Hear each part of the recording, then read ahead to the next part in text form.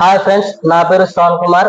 తెలంగాణ ప్రభుత్వం రాష్ట్రంలోని నిరుద్యోగ యువతకు స్వయం ఉపాధి కల్పించేందుకు రాజీవ్ యువ వికాసం అనే స్కీమ్ ని తీసుకొచ్చింది. అయితే ఈ స్కీమ్ ఏంటి, ఎవరెవరు అర్హులు, ఏ ఏ పత్రాలు మనకి అప్లికేషన్ ప్రాసెస్ లో మనకు అవసరం అవుతాయి, ఎక్కడ అప్లై చేసుకోవాలి, కాంపిటేటివ్ ఆస్పిరెంట్స్ ముఖ్యంగా పోటీ పరీక్షల అభ్యర్థులు ఈ స్కీమ్ గురించి ఏ ఏ అంశాలను గుర్తు పెట్టుకోవాలి అనే అంశాల గురించి కంప్లీట్ గా ఈ వీడియోలో క్లుప్తంగా చర్చిద్దాం. ఈ వీడియో నచ్చితే మీరు ఖచ్చితంగా ఒక లైక్ చేయండి. ఎవరైనా చూస్తున్నట్లయితే సబ్స్క్రైబ్ చేయండి. సో రాజీవ్ యువ వికాసం అనే స్కీమ్ ని ప్రధానంగా తెలంగాణ రాష్ట్ర వ్యాప్తంగా ఉన్న 5 లక్షల మంది నిరుద్యోగ యువకులకి స్వయం ఉపాధి కల్పించేందుకు ప్రభుత్వం ప్రతిష్టాత్మకంగా తీసుకొచ్చింది. అది స్కీమ్ మనకు ఎప్పుడు ప్రారంభించారు, ఎక్కడ ప్రారంభించారు అనే విషయం గురించి కాంపిటేటివ్ ఆస్పిరెంట్స్ తెలుసుకోవాలి. మార్చి 17న స్కీమ్ ప్రారంభమైంది తెలంగాణ అసెంబ్లీ ఆవరణలో.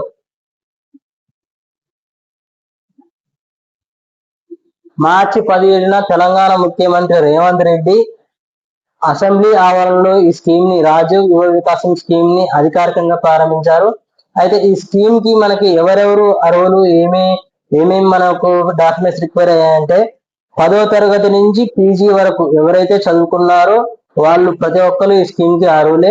ప్రధానంగా ఏ డాక్యుమెంట్స్ మనకు అవసరం పడతాయి అంటే, ఎవరైతే ఈ స్కీమ్ కి అప్లై చేస్తున్నారో అతని యొక్క PAN card, Aadhaar card, ration card number, ఈ ఇన్కమ్, క్యాస్ట్ అండ్ ఏ బ్యాంక్ లో మీకు ఖాతా ఉందో ఆ బ్యాంక్ ఖాతా యొక్క పాస్బుక్ నెంబర్, పాస్బుక్ జిరాక్స్ మనకు అవసరం పడతాయి.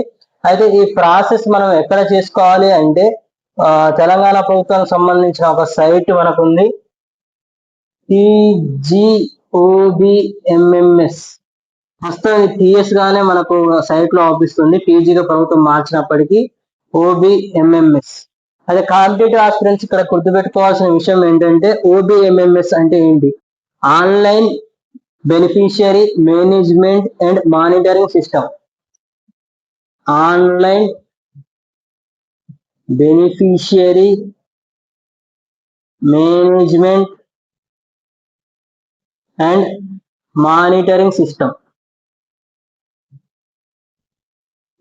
అంటే ఎవరెవరైతే లబ్ధిదారులు ఈ స్కీమ్ కి ఎంపికవుతున్నారో వాళ్ళ గురించి మనకి ఈ సైట్ లో మనకి ఉంటుంది. ఈ స్కీమ్ మనం ప్రధానంగా ఈ ఎస్సీ, బీసీ, ఎస్టీ, మైనారిటీలు, ఈ ఎంబీసీలు, మోస్ట్ బ్యాక్వర్డ్ క్లాసెస్, వీళ్ళందరికీ ఈ స్కీమ్ అనేది అప్లికబుల్ అవుతుంది. ఆయా కార్పొరేషన్లు, SC corporation, ST corporation, BC corporation, మనకి ఎంబీసీ కార్పొరేషన్, మైనారిటీ కార్పొరేషన్, ఈ కార్పొరేషన్లు ఈ స్కీమ్ ని పైలట్ గా తీసుకొని నోడల్ ఏజెన్సీగా ఈ స్కీమ్ ని అమలు చేయనున్నాయి. అయితే ఈ 2025-26 ఆర్థిక సంవత్సరానికి సంబంధించి తెలంగాణ ప్రభుత్వం దాదాపు 6,000 కోట్లని కేటాయించనుంది, 6,000 కోట్లని బడ్జెట్ లో కేటాయించనుంది.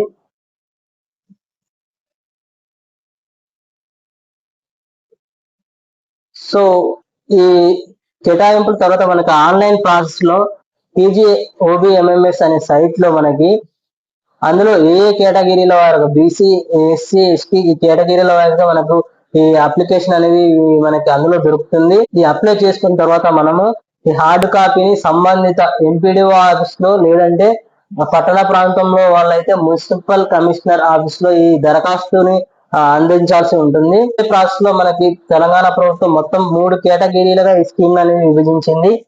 కేటగిరీ 1, మొత్తం కేటగిరీలన్నీ 3 కేటగిరీలు ఖచ్చితంగా గుర్తుంచుకోండి competitive aspirants. Category 1, category 2,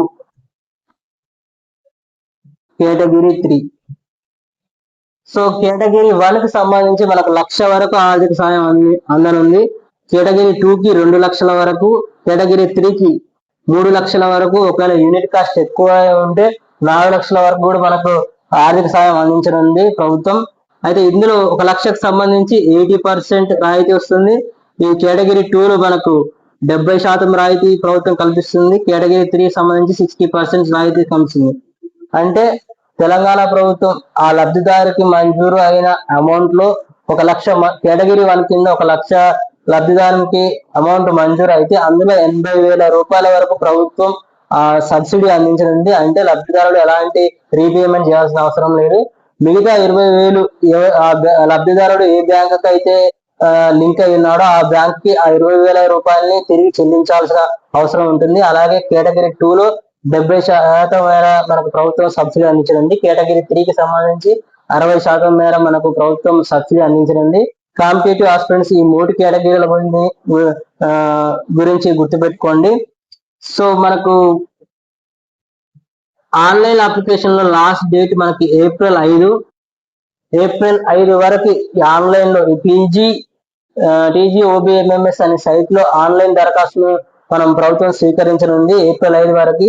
April 6 నుంచి మే 31 వరకు ఈ దరఖాస్తులు ఏవైతే వచ్చాయో ప్రభుత్వానికి ఆ దరఖాస్తులో వెరిఫికేషన్ ప్రక్రియ అనేది ప్రభుత్వం చేపట్టనుంది. ఈ వెరిఫికేషన్ అనంతరం జూన్ 2న తెలంగాణ అవతరణ దినోత్సవం అయిన జూన్ 2న ఈ లబ్ధిదారులు ఎవరైతే ఉన్నారో వారి తుది జాబితాని ప్రభుత్వం అధికారికంగా ప్రకటించనుంది. ప్రధానంగా ఈ స్కీమ్ కింద ఏమేమి మనం అప్లై చేసుకోవచ్చు అంటే, ఫర్ ఎగ్జాంపుల్ వ్యవసాయ రంగం ఉంది, కోళ్ళు, మేకలు, గేదెలు, ఈ పౌల్ట్రీ రంగం, ఇట్లా ఎవరైతే ఇంట్రెస్ట్ ఉన్నారో వాళ్ళందరూ ఇందులో అప్లై చేసుకోవచ్చు. అదే విధంగా అది వ్యవసాయ రంగం కాకుండా ఇతర రంగాలైన మెకానిక్ కావచ్చు, ఈ కిరాణా షాప్ కావచ్చు, ఈ లేడీస్ అయితే ఈ ఎంబ్రాయిడరీ వర్క్స్ కావచ్చు, ఈ బ్యూటీ పార్లర్ కావచ్చు, ఇలాంటి వర్క్స్ ఏవైనా స్వయం ఉపాధికి సంబంధించిన ఏ పని అయినా ఇందులో మనకు అప్లై చేసుకునే వెసులుబాటును ప్రభుత్వం కల్పించింది. ఈ రాజీవ్ యువ వికాసం స్కీమ్ కి సంబంధించి తెలంగాణ వ్యాప్తంగా ఉన్న ప్రతి అసెంబ్లీ సెగ్మెంట్ లో 4,000 నుంచి 5,000 మంది అర్హులని ప్రభుత్వం గుర్తించనుంది. అంటే ప్రతి మండలానికి యావరేజ్ గా ఒక అసెంబ్లీ నియోజకవర్గం నుండి ఒక మండలంలో యావరేజ్ గా 800 మంది అర్హులైన యువకుల జాబితాను ప్రభుత్వం జూన్ 2న మనకి ప్రకటించనుంది. ఈ స్కీమ్ గురించి ప్రభుత్వం తీసుకొచ్చిన రాజీవ్ యువ వికాస స్కీమ్ గురించి మీ అభిప్రాయం ఏంటో కామెంట్ రూపంలో తెలియజేయండి. ఈ స్కీమ్ గురించి మీకు ఏమైనా డౌట్స్ ఉంటే కామెంట్ రూపంలో తెలియజేయండి, నేను మీకు చెప్పే ప్రయత్నం చేస్తాను. ఈ వీడియో మీకు నచ్చితే ఖచ్చితంగా ఒక లైక్ చేయండి. కొత్త వారు చూస్తుంటే సబ్స్క్రైబ్ చేయండి. మరో ఇన్ఫర్మేటివ్ వీడియోతో మళ్ళీ కలుద్దాం. Thank you.